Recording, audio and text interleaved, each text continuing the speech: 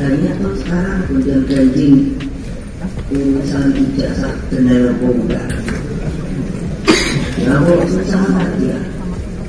Kalau ada ijazah itu pasti ada ini ijazah saya. Respon Megawati singgung gonjang-ganjing soal ijazah Jokowi, kalau ada kasih aja.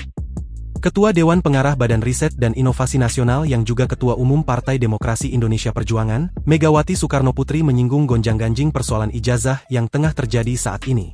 Persoalan ijazah tersebut disinggungnya dalam acara peluncuran buku pengantar pemahaman konsepsi dasar hak atas kekayaan intelektual karya Bambang Kesowo. Yo orang banyak toh sekarang gonjang-ganjing urusan ijazah bener opo nggak? Lah kok susah amat ya? Kan kalau ada ijazah ya udah kasih aja. Ini ijazah saya, gitu loh, ujar Megawati, Rabu, 14 Mei 2025. Sebelum menyinggung soal ijazah itu, Megawati menyorot soal intelligence quotient dan emotional quotient.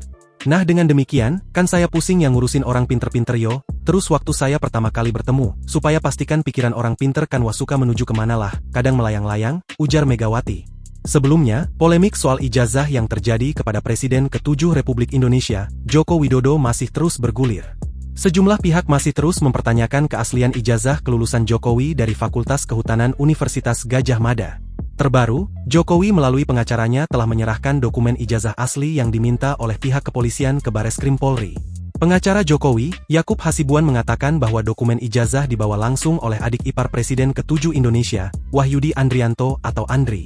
Pak Andri, adik ipar dari Pak Jokowi langsung, kan ini dokumen sensitif, kan tidak mungkin pakai kurir jadi diantar oleh pihak keluarga langsung, kata Yakub saat ditemui di lobi Bareskrim Polri Jakarta, Jumat, 9 Mei 2025. Andri tak hanya membawa ijazah kelulusan Jokowi dari Universitas Gadjah Mada, tapi juga membawa ijazah SD hingga SMA.